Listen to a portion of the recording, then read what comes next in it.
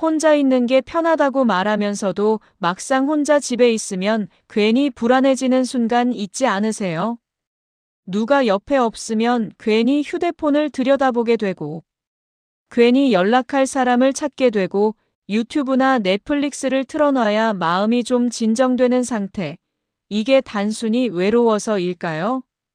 오늘은 왜 우리는 혼자 있을 때 불안해지는지, 그리고 이 감정이 단순한 외로움이 아닌 자기와 단절된 상태일 수 있다는 이야기를 해보려고 합니다.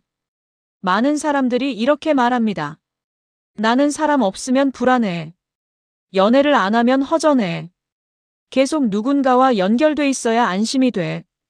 하지만 여기서 중요한 질문이 있어요. 정말 우리가 무서워하는 건 혼자라는 두려움일까요?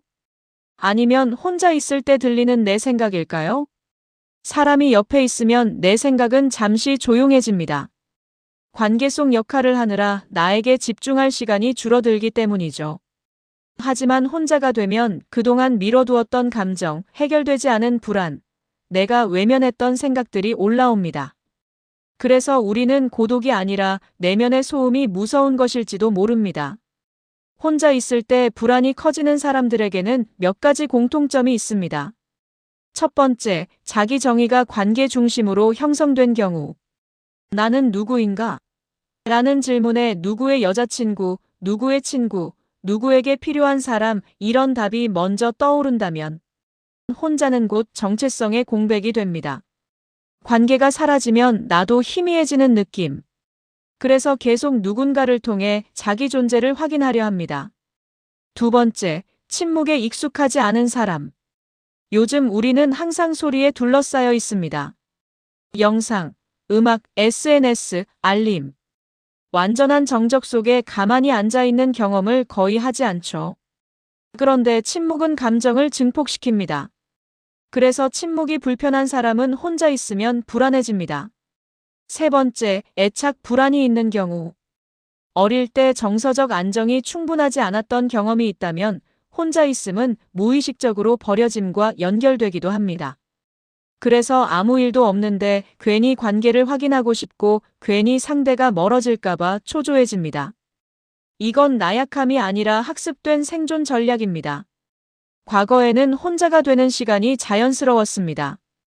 길을 걸으며 생각하고 기다리며 멍 때리고 불편한 감정을 그냥 느끼는 시간이 있었죠. 하지만 지금은 1초도 비어 있지 않습니다. 불안이 올라오기 전에 바로 콘텐츠로 덮어버립니다. 문제는 불안을 없앤 게 아니라 마취시킨 것뿐이라는 점입니다. 혼자가 되는 순간 그동안 눌러놨던 감정이 한꺼번에 올라옵니다. 그래서 점점 더 혼자가 두려워집니다. 많은 사람들이 나는 외로움을 못 견뎌라고 말합니다.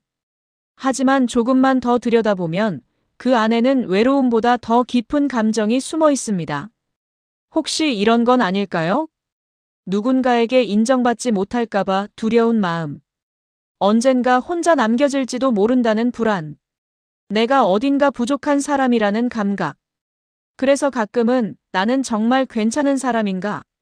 하고 존재 자체를 의심하게 되는 순간들. 혼자는 이 질문들을 피할 수 없게 만드는 상태입니다. 그래서 우리는 외로움이 싫은 게 아니라 그 속에서 마주하게 되는 나에 대한 불안이 두려운 걸지도 모릅니다. 이 불안을 줄이는 방법은 사람을 더 많이 만나는 것이 아닙니다. 오히려 반대입니다. 의도적으로 안전한 고독을 연습하는 것.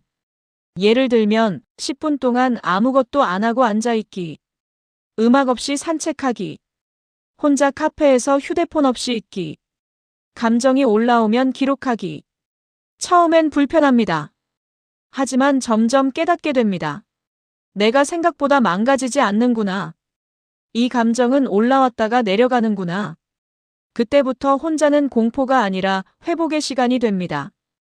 혹시 지금 혼자 있을 때 괜히 불안해지고 누군가가 없으면 공허해지는 분이 있다면 이렇게 스스로에게 물어보세요.